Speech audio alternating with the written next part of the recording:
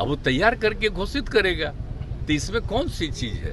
यहाँ पर भी कुछ लोग किया था, बहुत दिन रुका हुआ था, तो फिर जब यहाँ सब जो कर दिया, हाई कोर्ट ने ऑर्डर कर दिया, तो उसी समय से फिर जो बचा हुआ काम था 20% वो भी पूरा कर लिया, तब तो हो ही गया है। तो सुप्रीम कोर्ट ने भी रोका तो नहीं ना है, तो ये काम तो पूरा कर चुका है, इसमें कोई चिंता नहीं है। कौन क्या कर रहा है हम लोगों को पता भी नहीं है। अब खाली ये घोषित कर दे बेचारा कि आबादी इतनी है, इस जात की संख्या इतनी है, लेकिन हम लोग तो तय किए थे ना कि सबकी आर्थिक स्थिति को भी। गैर भाजपाई दलों की बैठक और बैठक से पहले जाति आधारित गणना का मुद्दा लगातार जोरों पर है। मुख्यमंत्री नीतीश कुमार ने आज इसको लेकर विस्तार से अपनी बात को बताया। सॉलिसिटर जनरल जो सुप्रीम कोर्ट में जाकर उन्होंने कहा हम अपना पक्ष रखना चाहते हैं। नीतीश कुमार ने तमाम बातों को बता दिया है, सारा काम हो गया है, बस अब जारी करना रह गया है। नीतीश कुमार ने कह दिया 1-2 दिन में सारा काम हो जाएगा, पूरा लोग मेहनत कर रहा है, जल्द ही जारी कर दिया जाएगा। हालांकि जो सुप्रीम कोर्ट की तरफ से इस पर स्टे भी नहीं लगाया गया है, नीतीश कुमार ने इस बात को कहा है। और बिहार से नीतीश कुमार जिस अभियान की शुरुआत किए हैं उसमें भी 31 तारीख को यहाँ से वो जा रहे हैं और 1 को बैठक में रहेंगे। ये पूरा बयान सुनिए। किस तरीके से इस पूरे घटना को देखते हैं सर?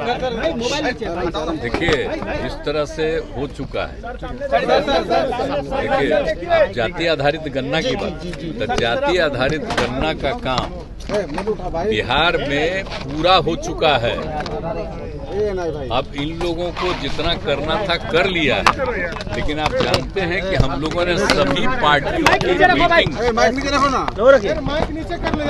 पार्टियों की मीटिंग में ही लोगों ने कार्यक्रम तय किया था। जान लीजिए ये कोई निजी नहीं है, सबको पता होना चाहिए। सारा कार्यक्रम तय कर लिया कि सभी जात की जनगणना तो हो ही जाएगी, गणना तो हो ही जाएगी। जनगणना तो हम लोग नहीं कर रहे हैं गणना, लेकिन उसके साथ साथ आर्थिक स्थिति कोई भी जाति का हो, चाहे अपर कास्ट हो, पिछड़ा हो, अति पिछड़ा हो, शेड्यूल कास्ट हो, शेड्यूल ट्राइब हो, किसी भी जाति का, हिंदू हो, मुस्लिम हो, कोई और जाति, सबकी स्थिति को भी, आर्थिक स्थिति का भी जायजा लेना जरूरी है। ये हम लोगों ने तय कर दिया, तो ये सब काम किया।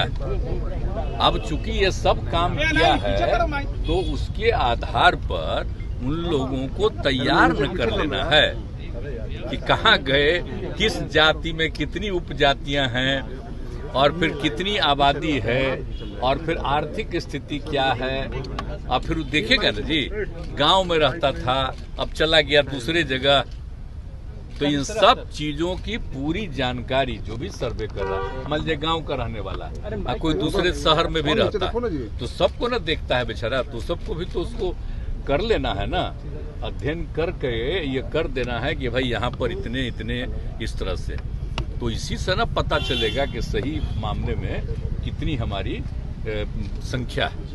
तो इन सब इसके लिए सारा काम उन्होंने जो सर्वे करने का काम कर चुका है। अब इसके बाद अब वो लोग यही मिल करके एक एक चीज का, जिन जिन चीजों के बारे में तय है, सब चीज को सर्वे कर लिया है। अब उसी का वो फिगर तैयार बेचारा कर रहा है, अब वो तैयार करके घोषित करेगा, तो इसमें कौन सी चीज है। यहाँ पर भी कुछ लोग किया था, बहुत दिन रुका हुआ था, तो फिर जब यहाँ सब जो कर दिया, हाई कोर्ट ने ऑर्डर कर दिया, तो उसी समय से फिर जो बचा हुआ काम था 20% वो भी पूरा कर लिया, तब तो हो ही गया है। तो सुप्रीम कोर्ट ने भी रोका तो नहीं ना है, तो ये काम तो पूरा कर चुका है, इसमें कोई चिंता नहीं है। कौन क्या कर रहा है हम लोगों को पता भी नहीं है।